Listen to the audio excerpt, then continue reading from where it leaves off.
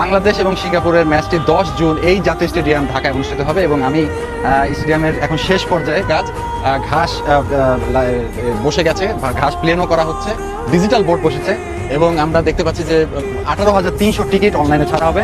আপনারা টিকিট পেয়ে যাবেন খুব দ্রুত এবং অনলাইন থেকে কাটতে হবে। এবং যে ব্যাপারটা হচ্ছে, হামজা চৌধুরী বাংলাদেশ এই মাঠে যেই আপনার কম্পিটটা করবে, সবচেয়ে মানুষ খুব রোমাঞ্চিত যে 10 জুন হামজা চৌধুরী, সমিত সোম, ফাহমিদুলকে দেখতে পাবে। এবং একটা ব্যাপার হচ্ছে যে অনেকদিন পর, দীর্ঘদিন পর এই মাঠে ফুটবল ফিরছে এবং 8 প্রকারের টিকিট পাওয়া যাবে। আপনারা জানেন যে ডিজিটাল স্ক্রিন বসানো হয়েছে ন্যাশনাল স্টেডিয়ামে। এটা একটা খুবই চমৎকার একটা ডিজিটাল বোর্ড এবং দুটি বোর্ড বসানো হচ্ছে, এখানে একটি এবং সুন্দর একটা আচ্ছাদন দেওয়া হচ্ছে উপর থেকে। তারা দেখেছেন এই স্টেডিয়ামটি আমার ভিডিওতে, তারা দেখতে পেয়েছেন যে এই সুন্দর আচ্ছাদন দেখতে কতটা সুন্দর লাগে।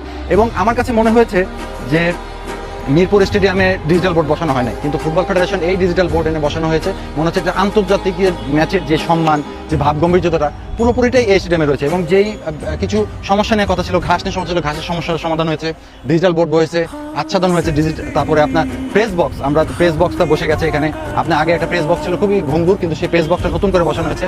প্লেয়ারদের বসবে যে টেন্ট, সেই টেন্টেও নতুন চেয়ার বসে যায়। প্রতিটি জায়গায় রং, মাধুর্য এবং সৌন্দর্যের লক্ষণ আমি দেখতে পাচ্ছি। এবং একটা ব্যাপার হচ্ছে যে বাংলাদেশ এই ম্যাচ জিতবে আশা করি, এবং বাংলাদেশ হামজা চৌধুরীর দেশের মাটিতে প্রথম ম্যাচ হামজা চৌধুরী জিতবে এবং বাংলাদেশকে এশিয়ান কোয়ালিফাই বাছাই উত্তরে সামনে নিয়ে যাবে। আমরা জানি যে পরের দুটি ম্যাচ, একটি হংকংয়ের সাথে সেটি এম এ আজিজ স্টেডিয়ামে হবে এবং সিলেটের সাথে ভারতের অ্যাওয়ে ম্যাচটি রয়েছে এই বছরে। তো সব মিলিয়ে আমার কাছে মনে হয় যে স্টেডিয়ামে যেভাবে সুন্দরভাবে করা হয়েছে সময়ের মধ্যেই। এবং একটা ব্যাপার হচ্ছে যে অনেকে অনিশ্চয়তা ছিল যে বসুন্ধরা কিংসে চলে যায় কিনা ম্যাচ, কিন্তু সেটা না। 10 জুন বাংলাদেশ এবং সিঙ্গাপুর এই মাঠে ফাইট করবে এবং হামজা 2 অথবা 3 তারিখে আসবে। 4 তারিখে একটি প্র্যাকটিস ম্যাচ আছে এই মাঠে, 4 জুন একটি প্র্যাকটিস ম্যাচ এই মাঠে রয়েছে, সে মেবি ভুটানের সাথে। এবং সেই ম্যাচটিতে প্র্যাকটিস করার পর তারপরে 10 জুন বাংলাদেশ অরিজিনাল ম্যাচ খেলতে নামবে। আপনারা জানেন যে ঈদের মধ্যে পড়েছে, কিন্তু তারপরে আমি আশা করি যে হবে। এবং আমি দেখছি যে এখানে ঘাসগুলো খুব চমৎকার লাগানো হয়েছে এবং খুব লেভেল প্লেইং, এবং একটা জিনিস আমি ধরে দেখছি খুব সুন্দর এবং খুব সুন্দরভাবে করা হয়েছে। এবং আমার কাছে মনে হয় যে এর চেয়ে ভালো, বাংলাদেশের মাটিতে এর চেয়ে ভালো স্টেডিয়াম আর সম্ভব না।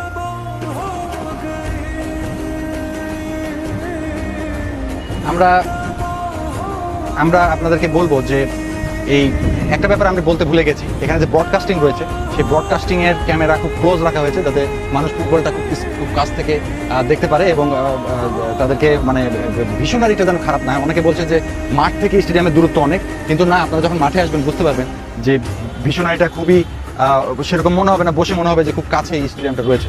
এবং একটা ব্যাপার হচ্ছে যে এই স্টেডিয়ামে যেই ধরনের আপনার 8 রকম বক্স রয়েছে, এখানে ভিআইপিরা বসতে পারবে, ওখান থেকে একটা ভীষণ একরকম, এপাশ থেকে ভীষণ একরকম, খুব চমৎকার একটা পরিবেশ আমার কাছে মনে হচ্ছে। এবং আমার কাছে মনে হয় যে হামজা চৌধুরী তার দেশের মাটিতে জয় দিয়ে যাত্রা শুরু করবে।